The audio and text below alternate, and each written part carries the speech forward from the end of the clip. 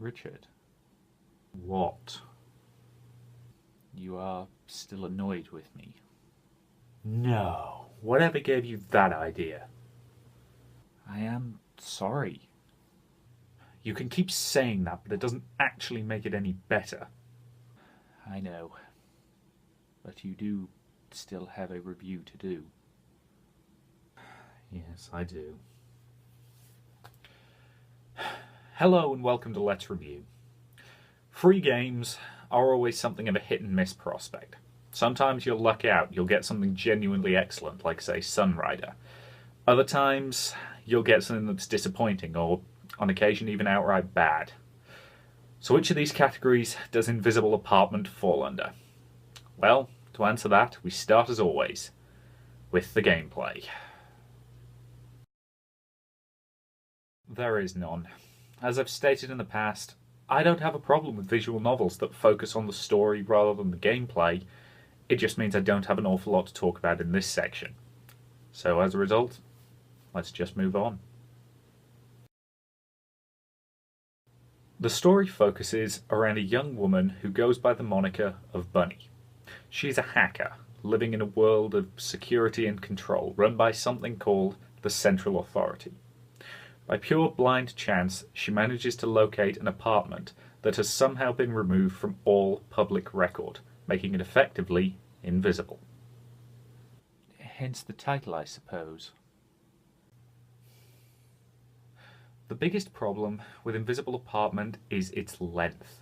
My run took me about 40 minutes, and in that time, there just wasn't enough of a chance to establish the characters, establish the setting, or make me feel for anything that was going on. I could only understand what was going on in broad outlines, because it was presented without any context.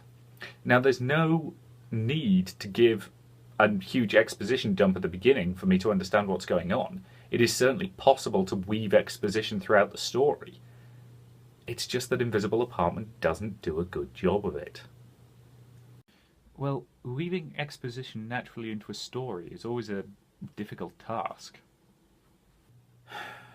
And then there is the next biggest flaw of Invisible Apartment. It just ends.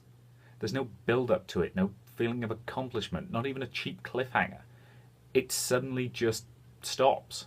And I was really surprised when it happened because it felt like the game was just starting to get some legs. But instead those legs were just scythed straight out from under it, leaving it bleeding and crippled on the floor. Well, that was a somewhat graphic choice of metaphor. Ultimately, there's just not enough to Invisible Apartment. It's too short, there's barely any characterization, it's too thin on the ground, and there's nothing to recommend in its story because there is nothing to its story.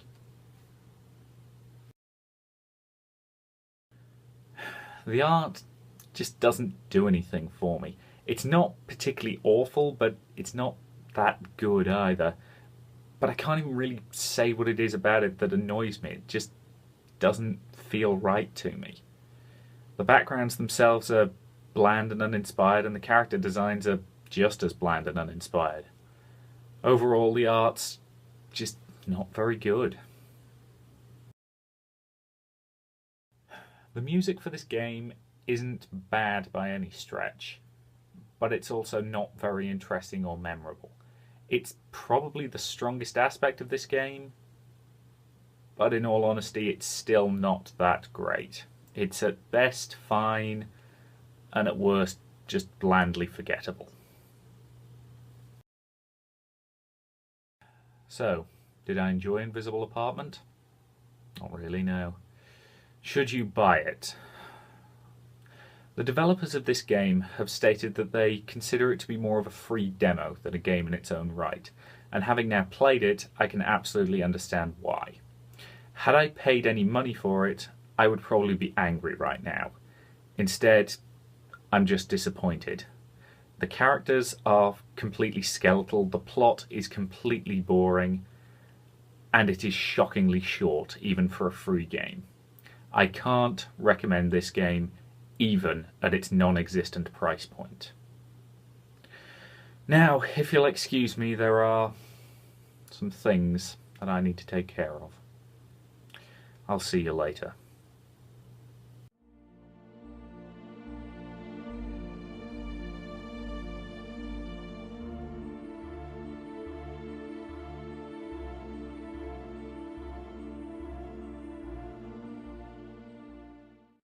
Richard, you have to talk to me. Why? Because I cannot help you if you don't. Not that. Why didn't you tell me who you are when we first met? Because you would not have believed me. I own a magic sword with a human soul bound to it. I think my mind is pretty open to the unbelievable. There is a difference between knowing of the unbelievable and of accepting it. Oh, don't give me that quasi-philosophical nonsense. Just tell me why. Because I know you. I know you as well as you know yourself, because I am you.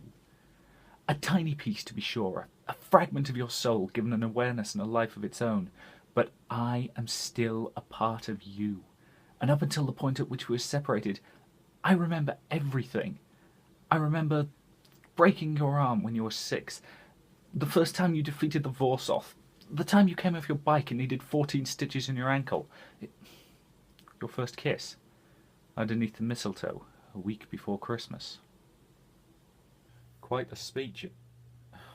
God, you prepared that beforehand, didn't you? Since before we met. You would have done the same. Yeah, I would. How long's the rest of it? Only another 10 minutes or so. Well, I think we can skip that then. Are we good? Yeah, I think we will be. Suppose it's kind of hard to stay mad at yourself.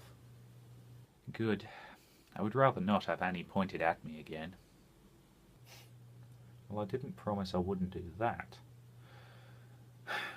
So what happens now? Now, I agree to tell you everything, including the reason why I was created, why I was sent here. I'm not going to like it, am I? No, you won't. Then give me a little time to process. And then we talk.